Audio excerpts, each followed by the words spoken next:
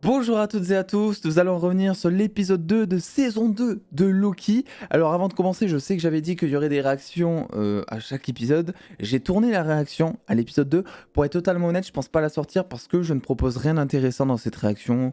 Je pense pas que ce soit très cool à regarder. Dans le sens où moi, quand je réagis, voilà, je suis pas en surjeu ou je vais pas faire «Oh, un truc de ouf!» Voilà. Là, il n'y avait pas forcément des trucs de dingue qui se passaient, j'étais juste à fond dans l'épisode, et donc je pense pas vous sortir voilà, la réaction, même si je vais en tourner à chaque épisode des réactions au cas où s'il y a des trucs sympas qui se passent, ou si vraiment on est pris, ou voilà, si ça peut être cool. Voilà, au moins il y aura des réactions peut-être dans les prochains épisodes, on ne sait pas. Donc cet épisode 2, eh bien écoutez, c'est un épisode que j'ai énormément apprécié, c'est pas du foutage de gueule, on est sur 50 minutes d'épisode qui sont bien rythmés, en même temps aux antipodes de l'épisode 1, puisque l'épisode 1, rappelez-vous ce qu'on avait dit, c'est que c'était un épisode qui était très chargé, t'avais tout le temps de l'action, des enjeux, de la tension à chaque scène, à tel point que je vous avais dit, peut-être qu'il se passe même trop de choses pour un épisode 1, et j'avais même ce truc de dire que, voilà, j'étais assez d'accord avec les avis américains qui avaient circulé les jours précédents, en disant que cet épisode 1, il ressemblait finalement à un épisode 7 ou un dernier épisode, on dira, ou un avant-dernier épisode d'une saison 1. Quoi, voilà. Il y avait tellement d'enjeux que bon.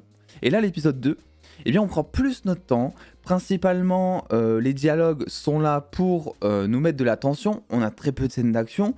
Mais j'ai trouvé ça super intéressant parce que là, pour le coup, avec cet épisode 2, je trouve que on est beaucoup plus dans l'ADN de ce que la saison 1 de Loki nous avait proposé, notamment avec tous les jeux psychologiques entre Mobius, Loki et aussi Brad. On va commencer par Brad, parce que ce que j'adore avec ce personnage, c'est que c'est un personnage, on va dire, type comic relief, mais pas trop.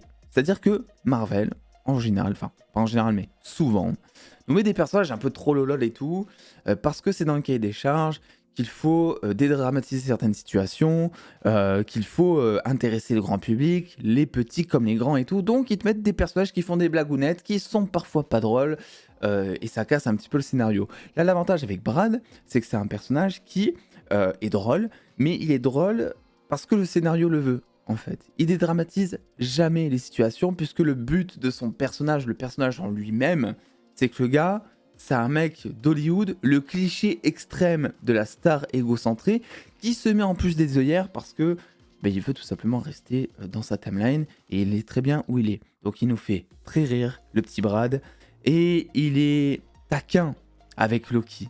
Et ça offre de la tension. Donc en plus de ça, il arrive à soulever de la tension. Et Loki, c'est là où tu vois tout le progrès qu'il a fait par rapport à la saison 1, c'est que le gars, il se laisse pas abattre. Tu vois. Et en plus de ça, il protège Mobius dans cet épisode à plusieurs reprises. Il le protège d'une part lorsque Mobius va être confronté à Brad au moment où il va sortir du cinéma, je crois. Il va lui balancer une espèce de boulette verte dans la tronche, ce qui est incroyable. D'ailleurs, il a un charisme, Tom Hiddleston dans cet épisode, c'est fou ce mec à quel point il sent le charisme, tu vois. Et ensuite, tu as toute la scène de torture. Parce que Loki qui enferme Mobius en dehors de la salle, c'est clairement parce qu'en fait, il sait très bien que Mobius n'est pas vraiment capable de faire du mal aux gens, et il ne veut pas que Mobius se force à faire du mal aux gens. Et l'avantage, c'est que avant cette scène, tu as une séquence où justement on t'explique que Loki peut faire ce qu'il veut dans sa vie et tout, ça n'empêche pas qu'il a fait du mal à beaucoup de gens, ça n'empêche pas que ça reste un méchant à l'intérieur et tout, et même si on sent que c'est plus vraiment le cas, on sait très bien que Loki a changé, qu'il est plus comme ça, puisque même à la fin de l'épisode, on le voit, au moment où toutes les branches temporelles sont effacées par Dox, et que donc des vies, des variants sont tués, on voit qu'il est pas bien, on voit qu'il est triste là-dessus, donc on voit très bien qu'il est plus méchant, mais on sait qu'il est toujours capable de l'être, et on sait surtout que les gens qui sont en face de lui ont toujours le doute, tu vois. Ils savent peut-être qu'il peut faire du mal, etc. Et donc cette scène de torture, moi j'ai trouvé ultra intéressante pour ça, dans le sens où Loki va se servir de son passé de méchant pour un truc positif, tu vois. Et ça fait plutôt plaisir à voir, et en plus ça fonctionne, puisque c'est la seule chose finalement qui pouvait convaincre Brad de lâcher des informations. En termes de révélation, je pense que le prochain épisode sera beaucoup plus chargé, puisque le prochain certainement va nous emmener Ravonna Renslayer, le variant de Kang le Conquérant Victor Timely, potentiellement en tout cas, Miss Minute aussi je pense, en tout cas on se dirige dans ce sens-là. Là c'était pour moi important de prendre du temps, puisque la dernière fois qu'on avait vu Sylvie, bah, c'était le moment où ils s'embrassaient, Loki et Sylvie, et où elle le trahissait encore une fois pour le balancer à travers un portail, ce qui a eu pour répercussion déjà d'une de le balancer dans une réalité qu'il ne connaissait pas, mais en plus de ça, eh bien, de le faire bugger temporellement, quoi, tu vois, et de mettre aussi tout en danger puisqu'elle a tué, celui qui demeure, quoi. Donc là, c'était intéressant de prendre du temps de développement, la rencontre encore Loki, Sylvie, etc., qui elle se plaît à merveille dans son CDI à vendre des frites au Domac, hein, c'est peut-être possible, peut-être qu'il y a une réalité où c'est un plaisir de bosser à Domac. Je ne sais pas, mais apparemment, Sylvie kiffe sa life. Donc pour l'instant, on est toujours, moi je trouve, en tant que spectateur, sur la compréhension des choses que sur la théorie. Peut-être qu'il y aura des théories à venir, mais pour l'instant, c'est vrai qu'il y a tellement de choses qui s'y passent. On te dit qu'il faut le scan de l'aura, si je ne me trompe pas, temporelle de celui qui demeure. Ce qui donc veut dire qu'on va probablement aller choper un de ces variants ou essayer de choper un de ces variants pour pouvoir débloquer le TVA en gros et pour pouvoir sauver le TVA qui est en danger de destruction. Et à côté, tu as toute la rébellion, si je puis dire, avec le général Dox.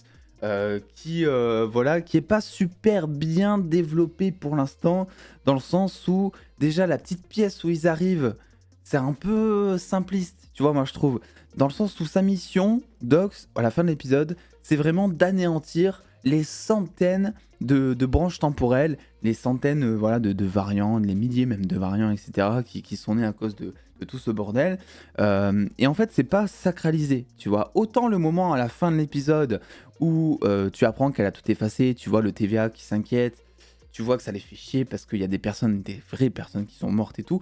Ça, il y a de l'impact, il y a du silence qui est mené, la scène est super, je trouve. Par contre, la scène où justement ils sont en train de tout effacer, c'est un peu pas ouf, c'est dans un petit hangar, il y a plein de soldats, etc. On t'a vendu dans la saison 1 que pour tuer un variant, pour tuer une branche temporelle, c'est pas vraiment un truc qui se faisait juste en 2 secondes, que c'était pas en tout cas si facile. Voilà. Et là, vraiment, ils font presque tous des allers-retours en quelques secondes, les soldats du TVA de Dox. Et en plus de ça, c'est vrai que la mise en scène, bon, c'est dans un hangar, il y a genre 50 soldats, tu te dis, à eux tout seuls, ils arrivent à vraiment régler tout le souci qui s'est passé à la fin de la saison 1. Et qui plus est, c'est vrai qu'au moment où Loki et Sylvie arrivent, tu te dis, bon, bah c'est terminé pour eux. Là, il n'y a plus d'enjeu à ce moment-là, parce que tu sens que les gars, c'est juste des pantins, quoi. Et même Dox, en général, en tant que pseudo-antagoniste, parce que je pense pas que ça sera vraiment le pic méchant de cette histoire. C'est pas non plus d'ailleurs si ça sera Victor Timely. Pour moi, Victor Timely va se la jouer gentil jusqu'à la fin en tout cas, ou un truc comme ça.